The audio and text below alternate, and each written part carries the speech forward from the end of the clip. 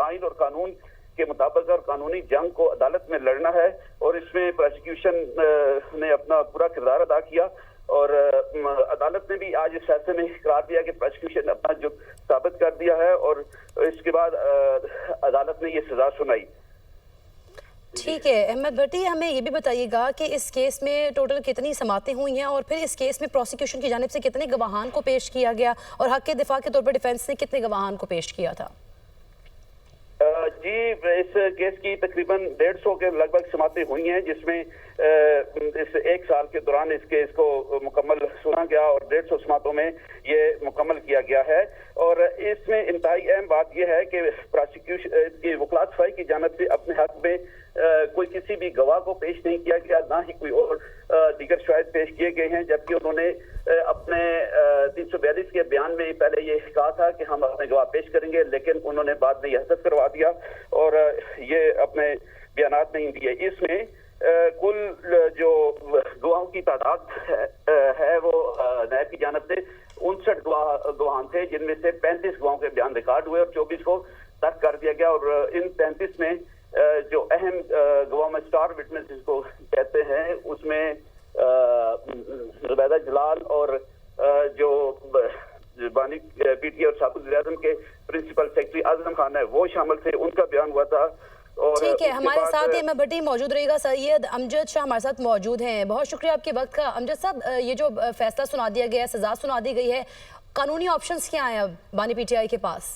उनके पास तो कानूनी ऑप्शन यही है कि वो अपील फाइल करेंगे बिफोर द हाई कोर्ट, और फिर उसके बाद उनके पास सुप्रीम कोर्ट का फोरम भी मौजूद है। ठीक, अमजद शाह साहब, लेकिन काबीना से मंजूरी के बावजूद इस केस में सजा का मिलना क्या मुस्तकबिल में भी किसी और मंजूरी पर असरअंदाज हो सकता है? जी बिल्कुल हो सकता है। और ये वाला केस देखें, इसके तो हम जितने भी लोग जो कानून को के तालिब इल्म है या समझते हैं कानून को, उन सारों को ये फैसला जो है ये कोई अनएक्सपेक्टेड नहीं है, ये एक्सपेक्टेड फैसला था और ये बिल्कुल ओपन एंड शट केस था। देखिए, बिल्कुल आप मुख्तसर इसको देखें कि एक रकम कन्फिस्केट होके आई और उसे हुकूमत पाकिस्तान के अकाउंट में जमा होना था, इन्होंने वापस उसी शख्स को जिससे कन्फिस्केट हुई उसके अकाउंट में जमा करा दिया और कहा जी हमने सुप्रीम कोर्ट में जमा करा दिया। सुप्रीम कोर्ट में उस अकाउंट में जमा हुई जो मलिक रियाज साहब के बकायाजात जो थे उसमें उन्होंने जमा करा दी। तो इस एडजस्टमेंट के बदले में एज अ रिश्वत उन्होंने अलकादर यूनिवर्सिटी वाली जगह भी ली, बिल्डिंग भी बनाई और अलकादर यूनिवर्सिटी बना दी और वो कहने लगे जी हमने अलकादर यूनिवर्सिटी बना दी है। तो ये तो वैसे ही है कि डाका मार के आप मस्जिद बना दें, चोरी करके आप मस्जिद बना दें। ठीक है, अमजद शाह साहब हमारे साथ ही मौजूद रहेगा। हाफिज एहसान साहब ने भी हमें ज्वाइन किया, उन्हें भी शामिल गुफ्तगू करते हैं। बहुत शुक्रिया हाफिज एहसान साहब आपके कीमती वक्त का। हाफिज एहसान साहब, अलकादर ट्रस्ट केस में हासिल की गई ज़मीन को 190 मिलियन पाउंड के मुकाबले में एक सेटलमेंट करार दिया गया, लेकिन वो रकम सुप्रीम कोर्ट के अकाउंट में गई है, तो क्या इस सेटलमेंट में सुप्रीम कोर्ट का कोई किरदार है? बिस्मिल्लाहिर्रहमानिर्रहीम। अगर इस सारे केस को देखा जाए तो बुनियादी तौर पे ये केस ऐसा है कि जो इनिशिएट जो है वो बरतानिया ने किया और बरतानिया की नेशनल क्राइम एजेंसी ने क्राइम ऑफ प्रोसीड एक्ट जो 2002 का उनका है कि जिसके अंदर अगर किसी भी मुल्क के अंदर से मनी लॉन्ड्रिंग हो के बरतानिया की ज़मीन पे पहुंचती है या बरतानिया की बैंक्स के अंदर जाती है और उन्हें पता चल जाता है कि ये प्रोसेस जो है वो लीगल नहीं है, इलीगल है, तो बरतानिया का कानून ये इजाज़त देता है कि उस मनी लॉन्ड्रिंग के ख़िलाफ़ इन्वेस्टिगेशन करे और इन्वेस्टिगेशन सारा जो प्रोसेस है वो बरतानिया की अदालतों के मताहत होता है और उनसे ऑर्डर लिए जाते हैं। अब ये चीज़ें 2018 के अंदर बरतानिया के अंदर जब मनी लॉन्ड्रिंग की गई और उसके अंदर अकाउंट फ्रीजिंग ऑर्डर जो थे जो कंसर्न मैजिस्ट्रेट की मर्ज़ी के साथ या उनकी ऑर्डर के साथ किए गए और अल्टीमेटली जब मामला इन्वेस्टिगेशन की हद तक पहुंचा तो उस वक्त बैरिया टाउन ने कहा कि हम एक सेटलमेंट करना चाहते हैं और वो सेटलमेंट के मुताबिक ये था कि अमाउंट को बरतानिया के कानून के मुताबिक 4 फीट होना था और 4 फीट होने के बाद जितनी भी वो अमाउंट थी वो पाकिस्तान के स्टेट ऑफ अकाउंट के अंदर आनी चाहिए थी। अब इस प्रोसेस के अंदर पाकिस्तान के उस दौर के जो स्पेशल असिस्टेंट थे वो इसके अंदर इन्वॉल्व हुए, उनकी कॉरिस्पॉन्डेंस आई और इस दौरान पाकिस्तान की सुप्रीम कोर्ट के अंदर जब बहरिया टाउन के मलीर डेवलपमेंट अथॉरिटी के साथ एक सेटलमेंट आई जो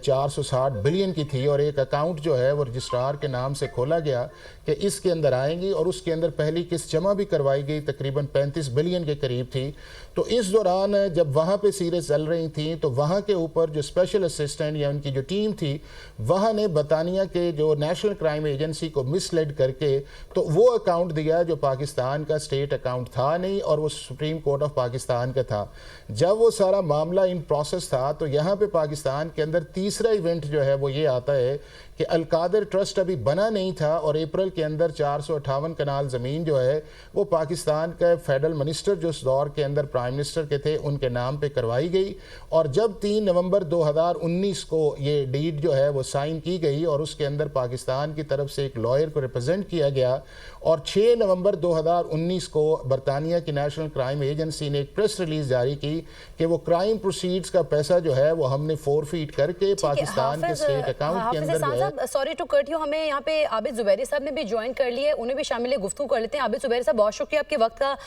सजा सुना दी गई है, 190 मिलियन पाउंड केस का फैसला आ गया है। सबसे पहले आप इस पर क्या कमेंट करेंगे? नहीं, काफी मुतवक्किल फैसला था ये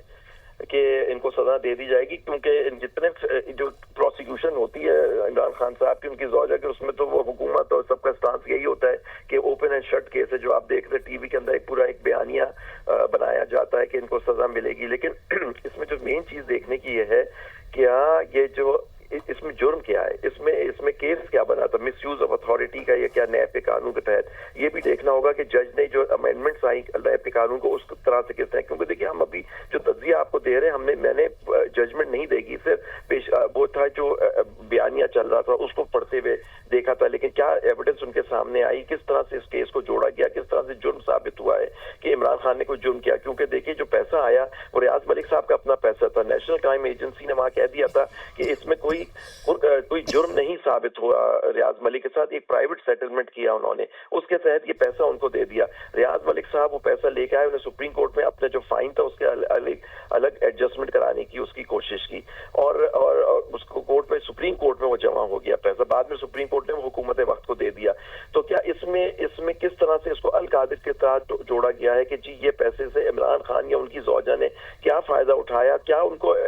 पैसा उनको फायदा पहुंचाया रियाज मलिक साहब को, जिसकी वजह से कोई जुर्म हुआ अंडर दी नैब ऑर्डिनेंस। तो ये सारी चीजें अभी जब फैसला आ जाएगा उसको देखते, लेकिन मेरे हिसाब से केस नहीं बनता था, और मुझे लगता है आप देखिएगा सुबह हाई कोर्ट में जाके ये सेट असाइड होगा। जिस तरह और केसेस उनके खिलाफ हो, उनके बारे में भी हम देखा करते थे आपके टीवी चैनल, और इसमें लोग बातें करते थे ओपन एंड शट केसेस हैं, इद्दत का केस हो गया, तोशा खाना केस हो गया, और ये सारे केसेस। लेकिन देखिए ना, मतलब कि ये सारे सियासी नौयत के केसेस होते हैं, इनका अंजाम भी वही होता है। जैसे शहीद भुट्टो का केस आपने देखा, 50 साल के बाद उन्होंने होल्ड किया कि जी वो फैसला गलत था,